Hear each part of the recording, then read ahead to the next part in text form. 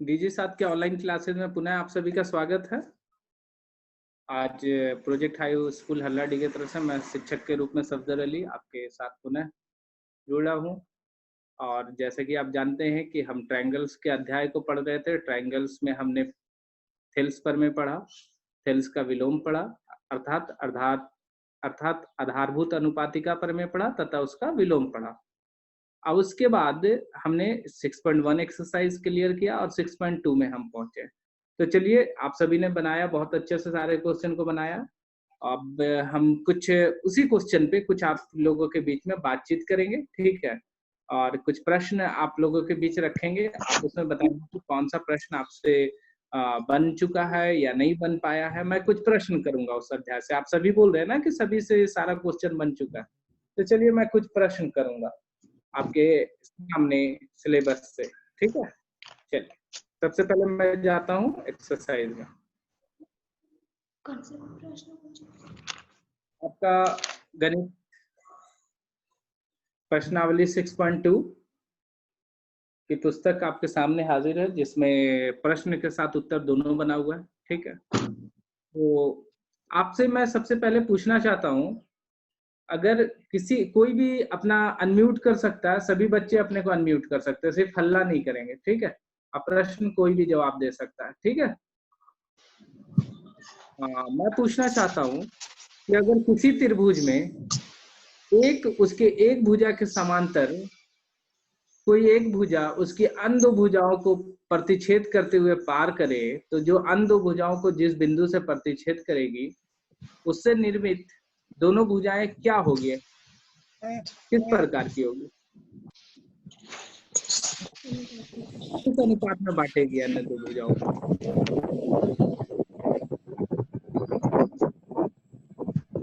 बताइए, अजय बताइए, सतीश बताइए, आप लोगों ने सारा क्वेश्चन बनाया है।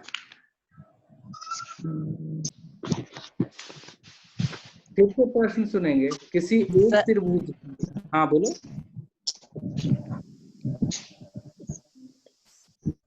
किसी एक त्रिभुज के एक भुजा के समांतर अन्य दो भुजाओं को प्रतिच्छेद करती हुई रेखा खींची जाए, तो वो अन्य दो भुजाओं को किस अनुपात में विभाजित करेगी? अजय जवाब दो, सतीश जवाब दो। क्या सर? सर आवाज नहीं आ रहा है। चलिए फिर से मैं बोल रहा हूँ। किसी एक त्रिभुज में उसकी एक भुजा के समांतर कोई रेखा उसकी अन्य दो भुजाओं को प्रतिच्छेद करती है, तो वो अन्य दो भुजाओं को त्रिभुज के किस अनुपात में बांटेगी?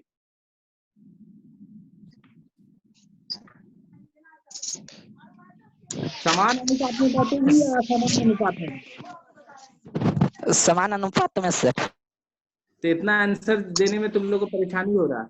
चलिए, थेल्स प्रमेय का विलोम बताइए। थेल्स प्रमेय का विलोम पढ़ के बताइए।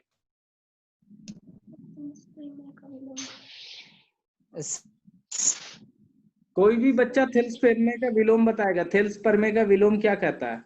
सर, यदि एक रेखा किसी त्रिभुज अनुपात में विभाजित करे तो वह तीसरी भुजा के समांतर होती है।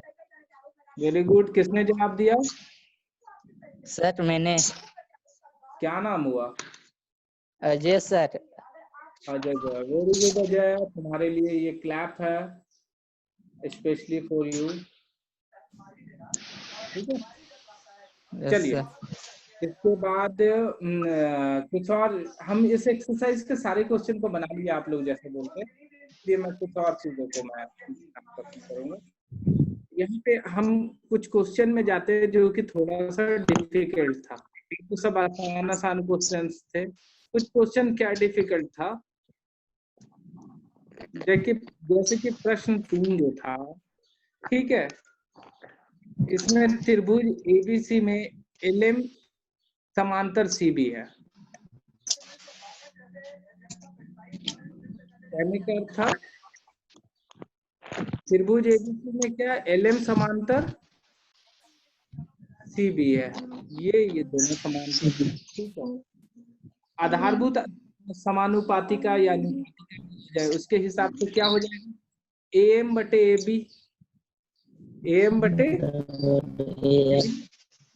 AB और क्या होगा AL बटे AC, AL बटे AC। उसके बाद पुनः एक ADC में LN समांतर CD है। क्या है? LN समांतर CD है।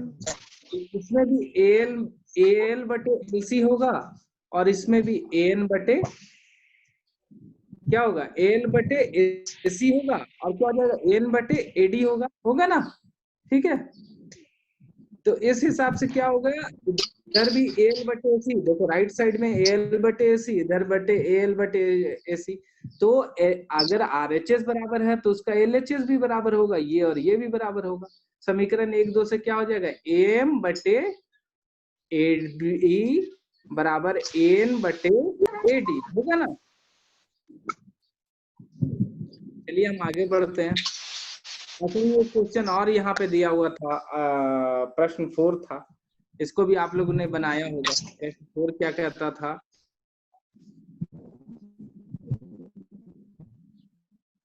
प्रश्न 4 कहता था D समांतर AC, कहने का मतलब D समांतर AC है। D का अर्थ ये वाला, ये AC के समांतर है, ठीक है।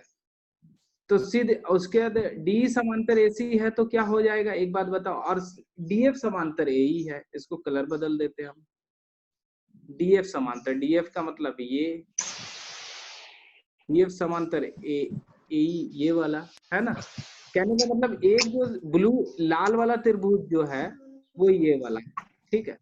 और जो हम बाद में ब्लू वाला त्रिभुज की बात करेंगे, जो ब्लू का क्वेश्चन बनाएंगे, वो वाला ये, ठीक है। इन दोनों को त्रिभुज बनाओगे तो क्वेश्चन अपने आ जाएगा। पूछ रहा है BF बटे FE, कहने का मतलब पूछ रहा है प्रश्न में BF बटे FE और क्या हो जाएगा BE बटे EC, BE मतलब इतना दूर बटे EC।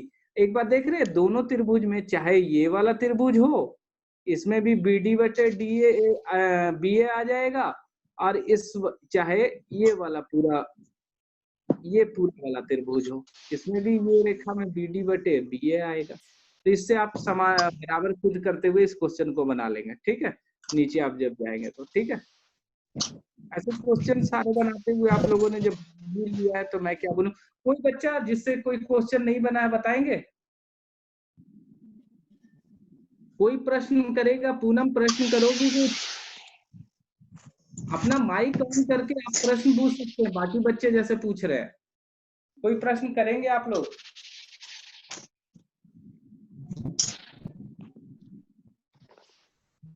कोई प्रश्न करना चाहते हैं? चलिए, आप लोग को कोई प्रॉब्लम नहीं है तो मैं आगे एक्सरसाइज में ही आ जाता हूँ, ठीक है। इसके बाद के एक्सरसाइज में आ जाता हूँ, ओके। अगर कोई समस्या होती तो आप लोग जरूर बताते। आपने सारे क्वेश्चन को बना लिया, जबकि मेरे हिसाब से कुछ क्वेश्चन काफी टफ हैं, जिसको आप लोगों को बहुत समस्या उत्पन्न हुई होगी बनाने में, परंतु अगर लगता है कि आप लोगों ने बना लिया तो अच्छी बात है। और मैंने इसके लिए ये भेज भी दिया था, ये दोनों क्वेश्चन, जैसे ये क्वेश्चन अंतिम वाला, इसमें आपको क्या करना है, एक चतुर्भुज ABCD के विकर्ण परस्पर बिंदु O पर इस प्रकार प्रतिच्छेद करते हैं कि AO बटा BO, AO बटा BO और CO बटा DO। कहने का अर्थ यहाँ पे वैसा नहीं बता रहा जैसा आप चाहते हैं हमेशा कि आसान सा, यहाँ बता रहा है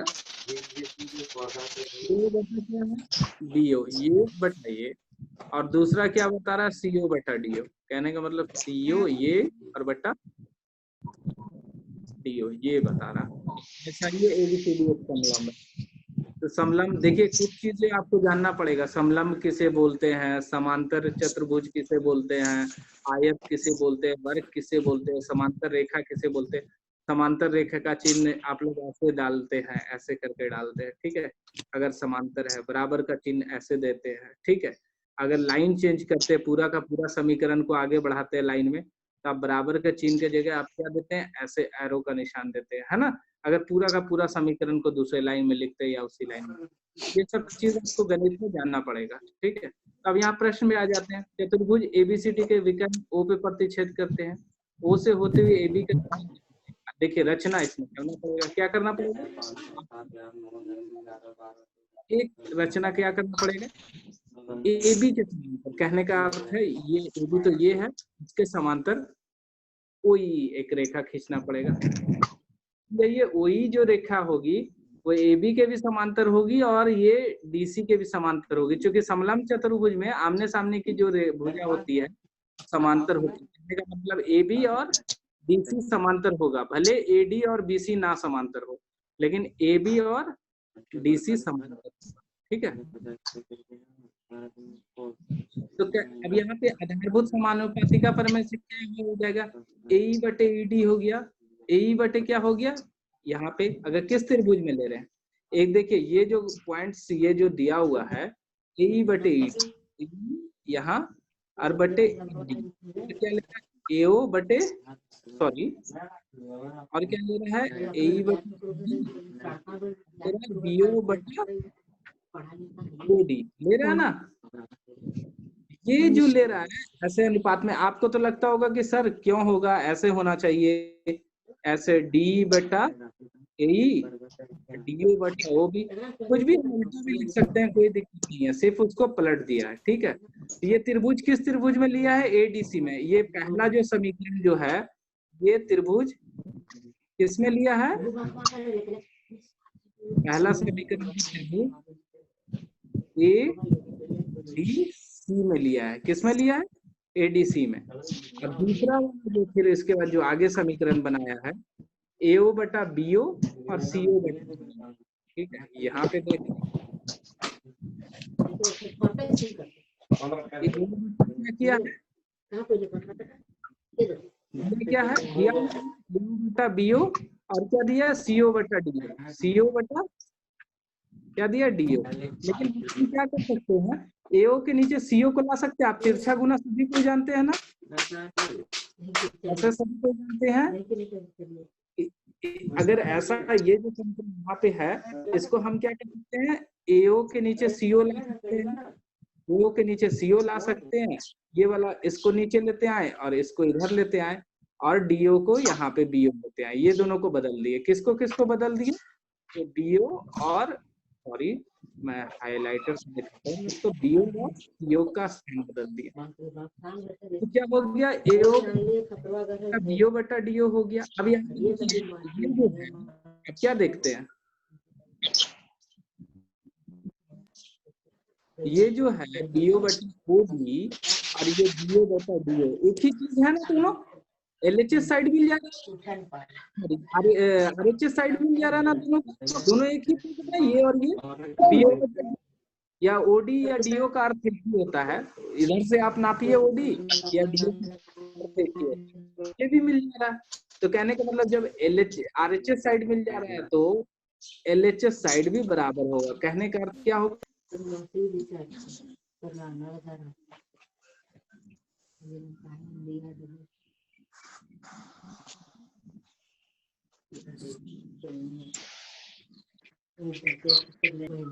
आपका क्वेश्चन आ गया।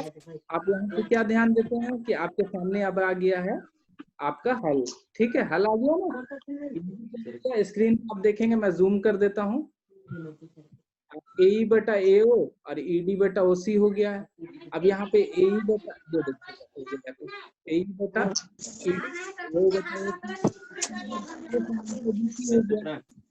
देखिए इस चित्र में अगर ईओ बटा डीसी होगा, ईओ बटा डीसी, अब बटा ईडी आया बटा ईडी और क्या आया है एओ बटा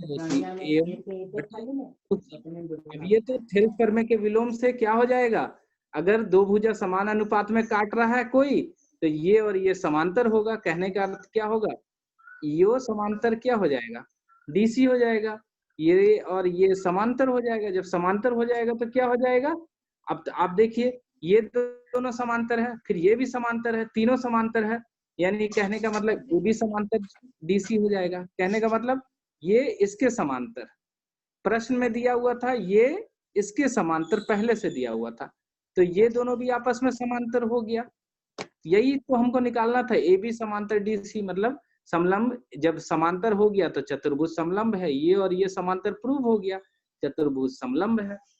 ठीक है, अंतिम क्वेश्चन आप लोगों को बताया हूँ, क्योंकि आप लोग समझे कि क्वेश्चन बनाना है। ठीक है, इसको आप वीडियो को मैं रिकॉर्डेड आज फिर दे दूंगा आप लोगों को बनाने के लिए, क्योंकि कल कोई इम्पोर्टेंट चीज नहीं था इसलिए मैंने नहीं दिया था।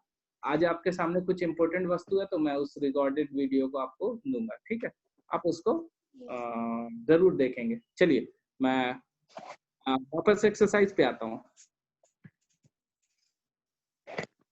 क्या अगले एक्सरसाइज को हम शुरू करेंगे क्या?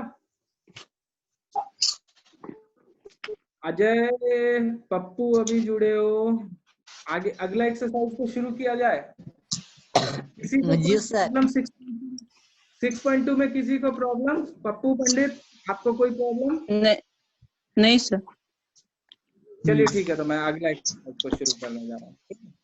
1 मिनट रुकिएगा, मैं आपके स्क्रीन पे एक्सरसाइज को लेके आता हूँ। 0.3 की ओर जाता हूँ।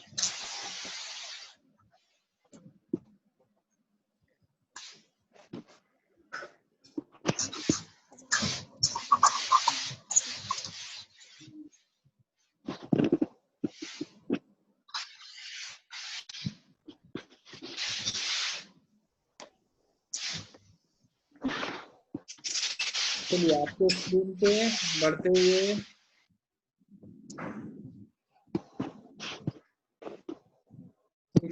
.2 आप लोगों का खत्म हो गया है ना?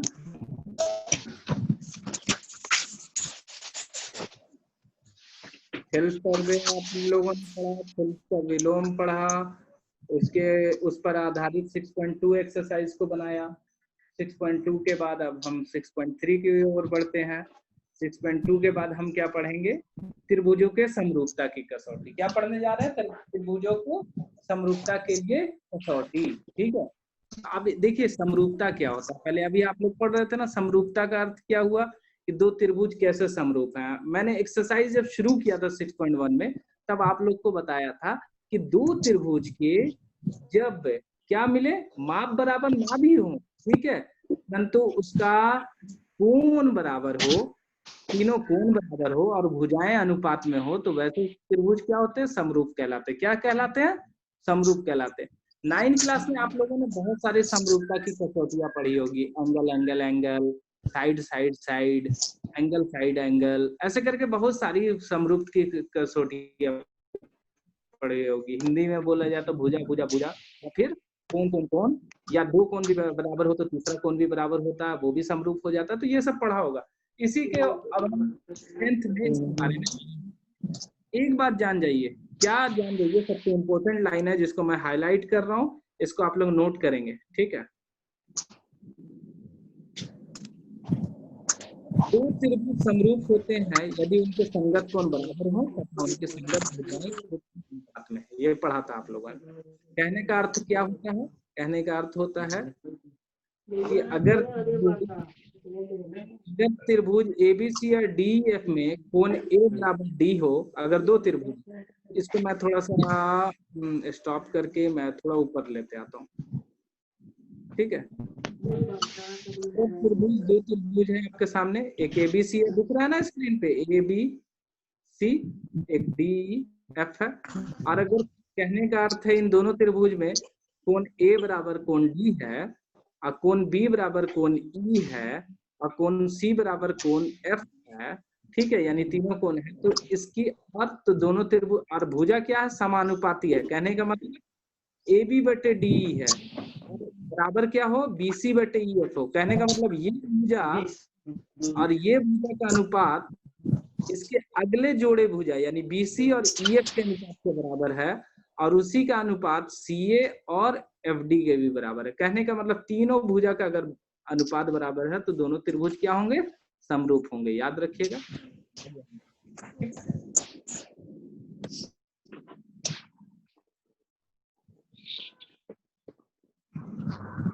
देखिए संगत कोण, संगत कोण का अर्थ है कि दो कोण जिसके बराबर हो, दो भुजा जिसके बराबर हो। संगत कोण या संगत भुजा का अर्थ यही होता है कि कोण किसके बराबर है और भुजा किसके जिसके बराबर हो, वही संगत कोण है और वही संगत भुजा है। ठीक है, कहने का मतलब है यहाँ संगत कोण A बराबर, अगर A बराबर संगत कोण में ए कोण बराबर डी है तो ए का संगत कोण डी है, बी कोण बराबर किसके है, ई के है तो बी का ई है संगत कोण, सी एफ के बराबर है तो ये संगत कोण है।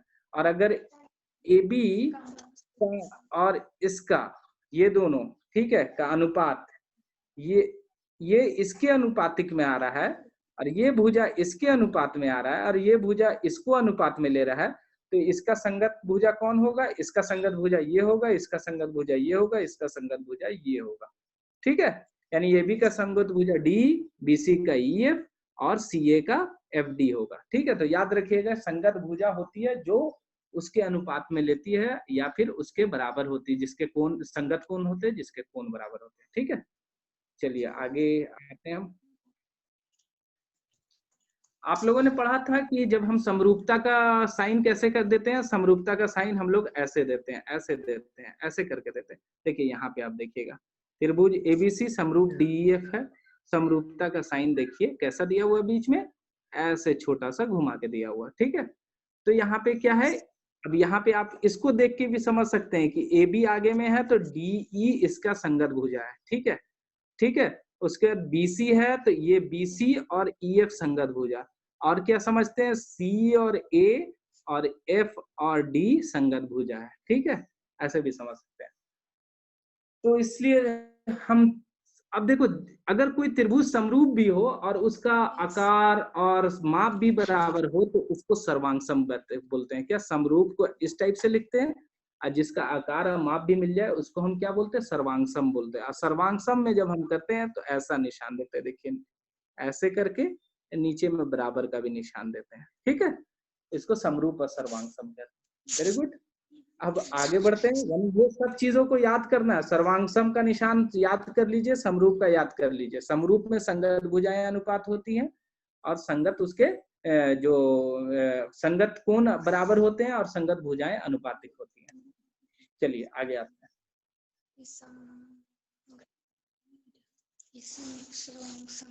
अब यहाँ पे देखिए बहुत इंपॉर्टेंट चीज लिखा हुआ, त्रिभुज ABCDEF के लिए यहाँ पे हम कलर बदल लेते हैं, ग्रीन लेते हैं,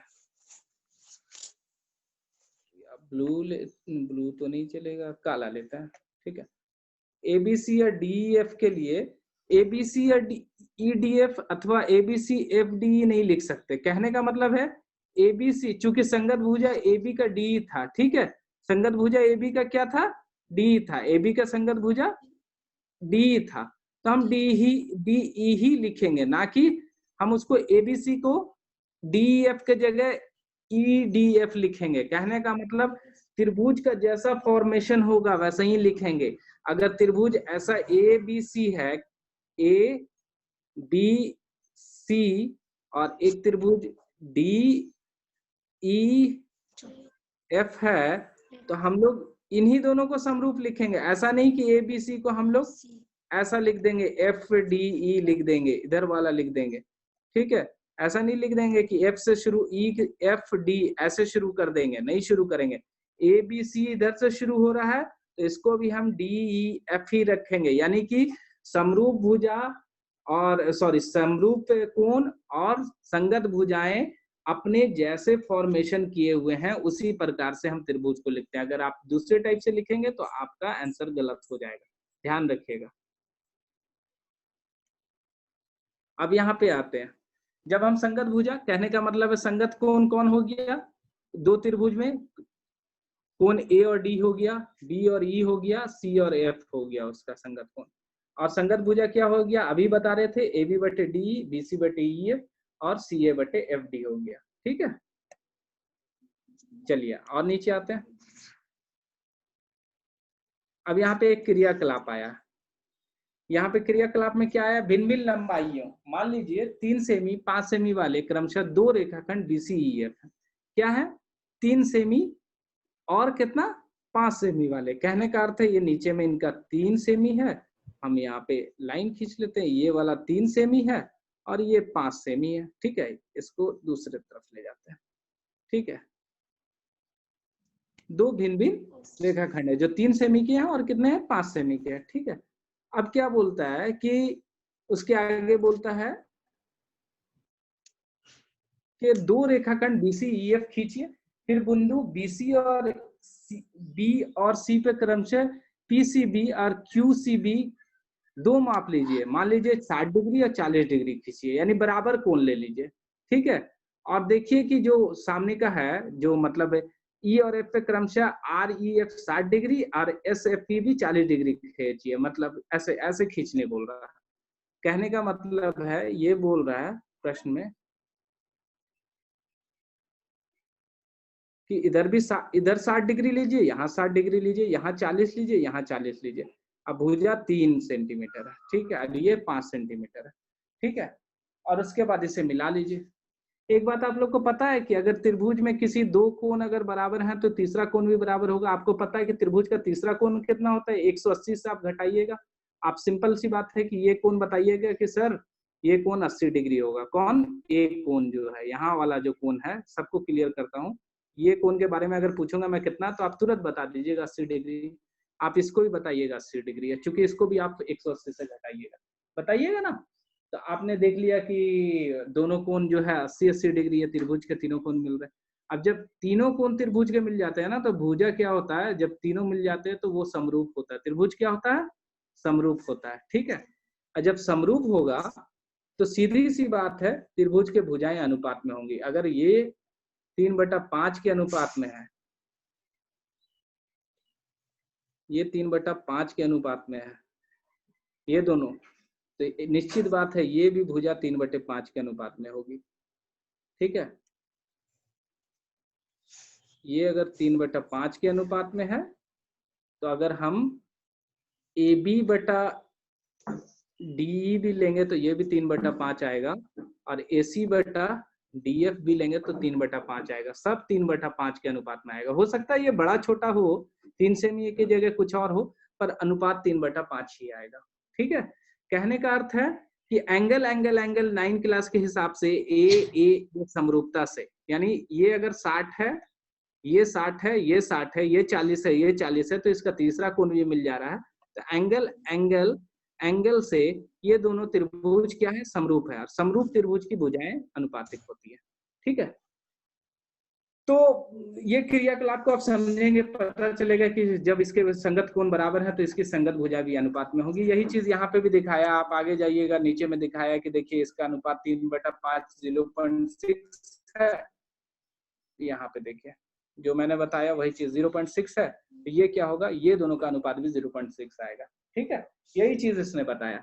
तो बहुत क्लियर हो गया कि संगत जो समरूप त्रिभुज होते हैं उसके संगत भुजाएं भी समानुपाती होती है, ठीक है। चलिए आज हम क्या करते हैं, इसके आगे कुछ कसौटी है, परमेय 6.3 आएगा कल। ये कसौटी के सहारे हम परमेय 6.3 जो है एंगल पढ़ेंगे, कौन की कसौटी को लेंगे, ठीक है। यदि दो त्रिभुज में संगत कोण बराबर हो तो उसकी संगत भुजाएं एक ही अनुपात में समानुपाती होती है, इसलिए ये त्रिभुज समरूप होते हैं। तो परमेय 6.3 हम पढ़ेंगे। अब आज का समय खत्म होने वाला है, ठीक है। तो आज की कक्षा यहीं तक रहते हैं। हम जान चुके हैं कि त्रिभुज के तीनों कोण अगर बराबर हो तो उसे एंगल समरूपता कहते हैं। उस समरूपता को परमेय के रूप में कल हम सिद्ध करेंगे, जानेंगे कि उस कसौटी से हम दो त्रिभुज के अनुपात को कैसे निकाल सकते हैं, ठीक है। तो इसी के साथ मैं स्क्रीन शेयर स्टॉप कर रहा हूँ। अगर आपका कोई प्रश्न है तो आप मुझसे प्रश्न पूछेंगे, ठीक है। क्या बच्चों कोई प्रश्न है आप लोगों का? आप अनम्यूट हो सकते हैं। कैसा लगा आज का क्लास? सभी को कैसा लगा आज का क्लास? अच्छा समझ लगा। आया सभी को? अच्छा लगा। और कोई और किसी को अच्छा नहीं? हाँ, कोई प्रश्न है आप लोगों को? क्या कोई प्रश्न है?